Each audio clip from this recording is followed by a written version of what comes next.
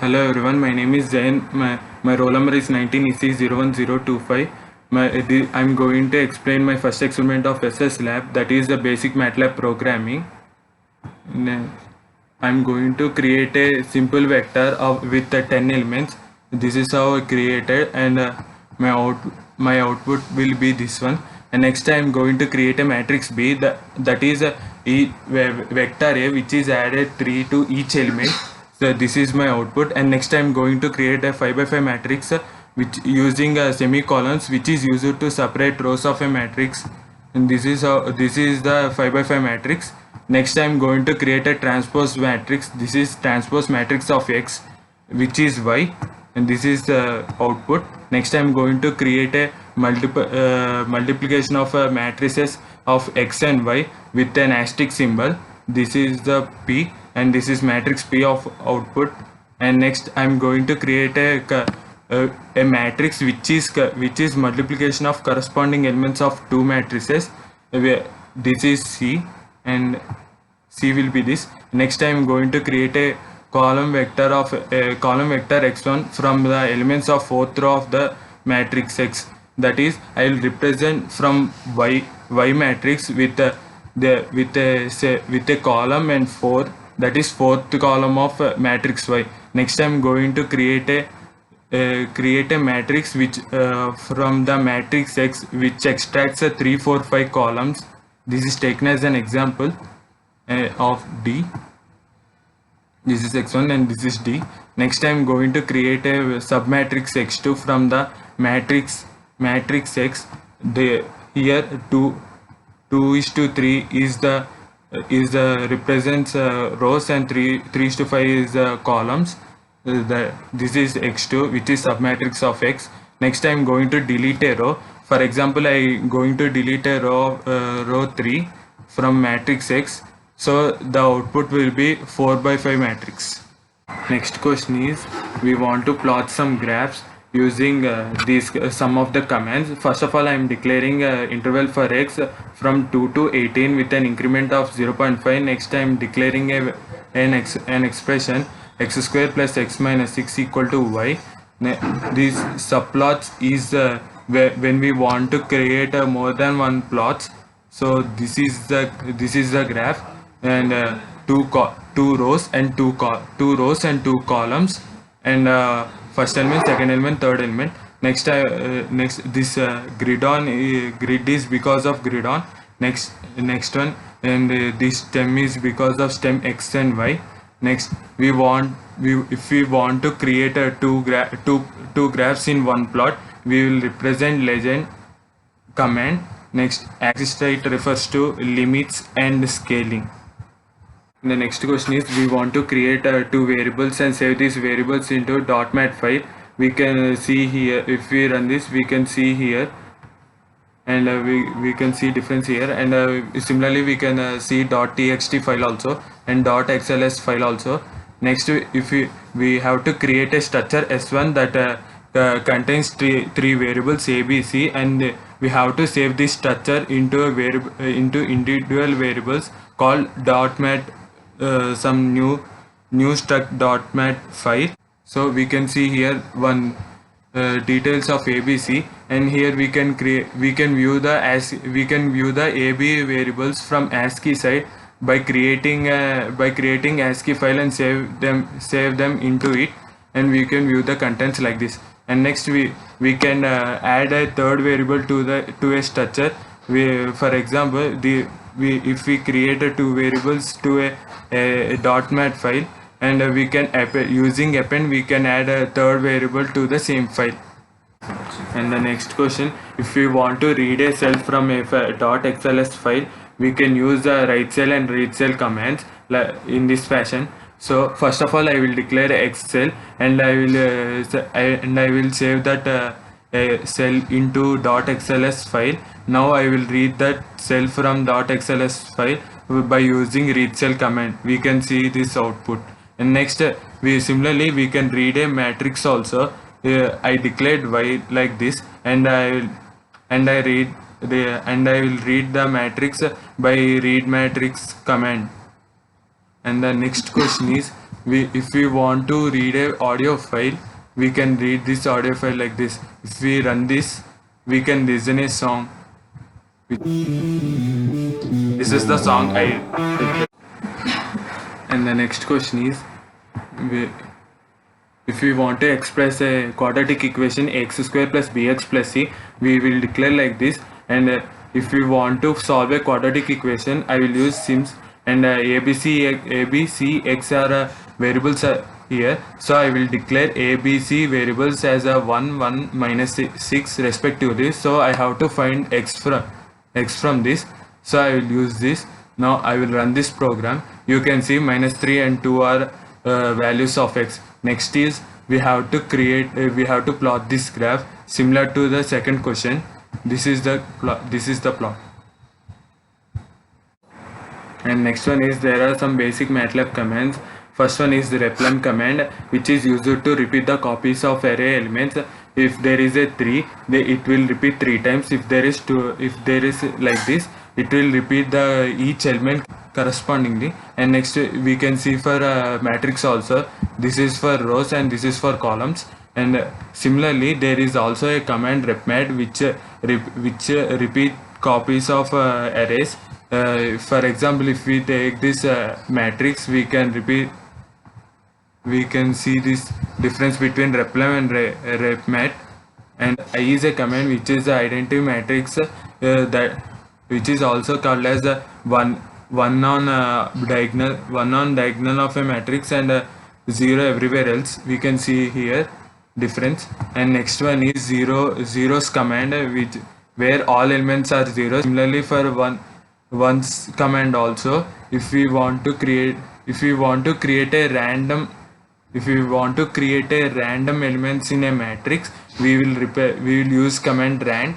And here we can see here, if we want to create this is the output. And if we want to create a random numbers in interval some a b, or for example, if we can take a 1 to 10, you can see here. And next, if we want a random integers, we can represent like this. And next command is reshape. Reshape is used to reshape the arrays. For example, if we take this vector, we can reshape into vector. And next, if we can also reshape matrix to a specified number of columns like this.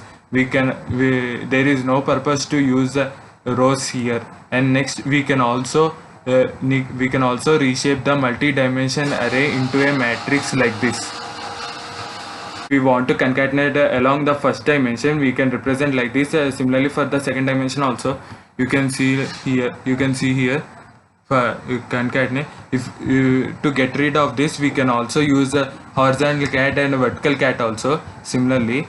And next command is diag command. There are two purposes for diag command. It creates a diagonal matrix, and also it gets a diagonal elements also.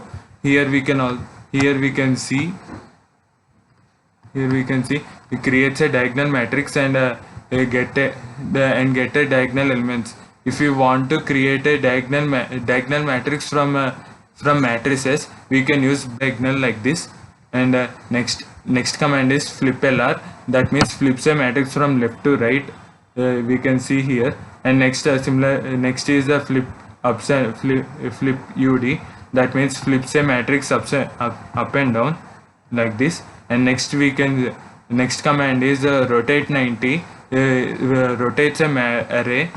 And next one is, if you want to extract a triangular part, upper triangular part or lower triangular part, we can we can use the command TRIL or TRIU.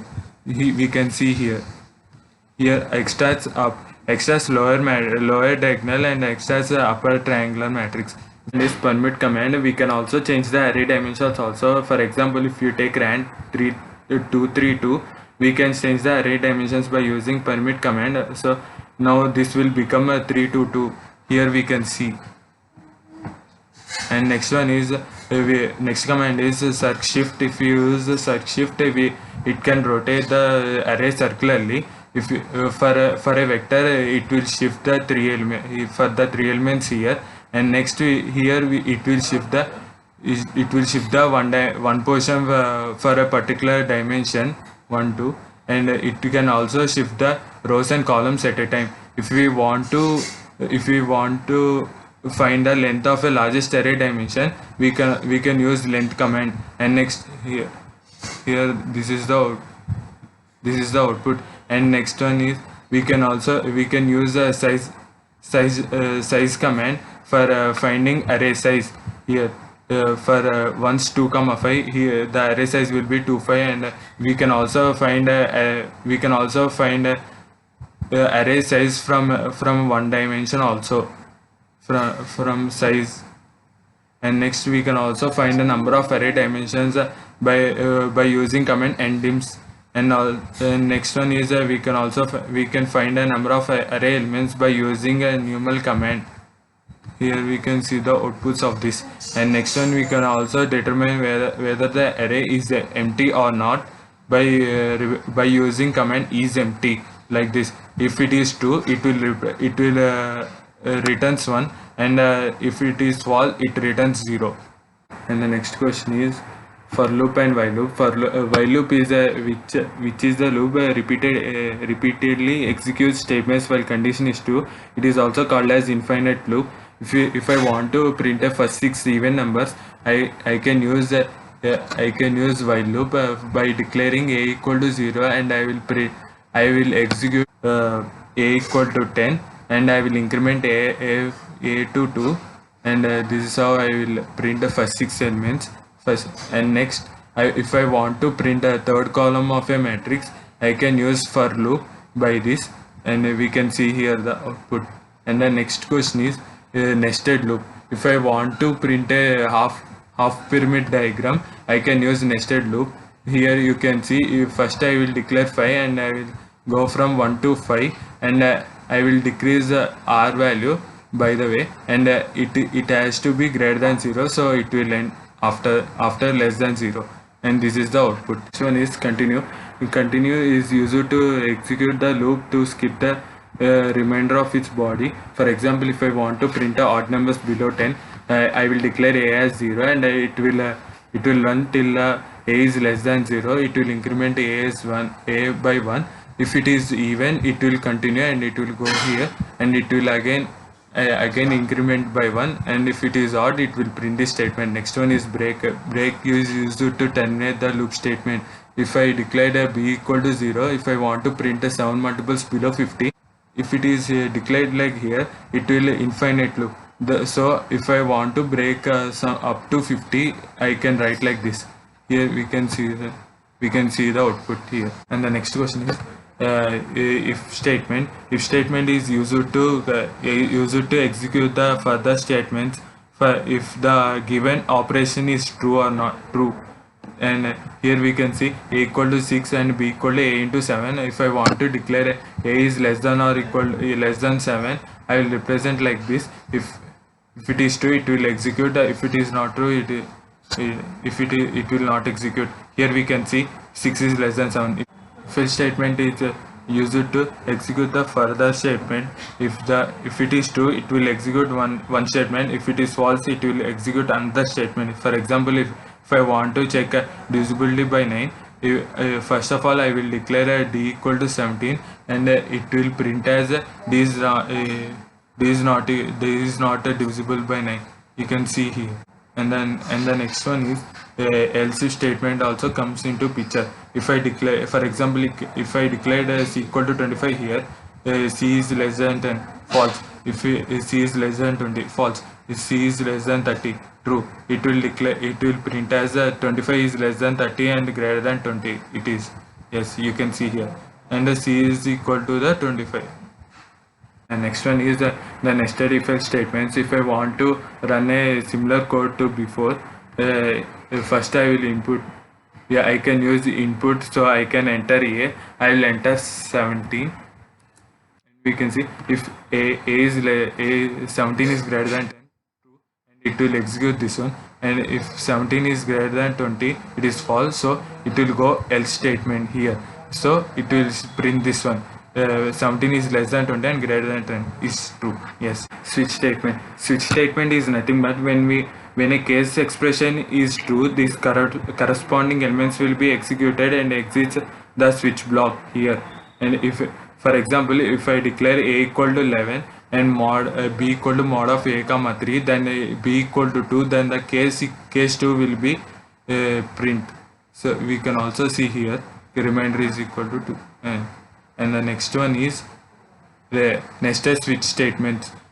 Similar to the switch statements, if I, for example, if I declare a equal to 1 and b equal to 2, switch A and case 1 will be executed, so if it will print high. And next one, switch B is equal to 2, case 1 it is false, so it will execute otherwise statement, so it will print Ramesh. We can also see here, hi Ramesh. So that's it. Thank you.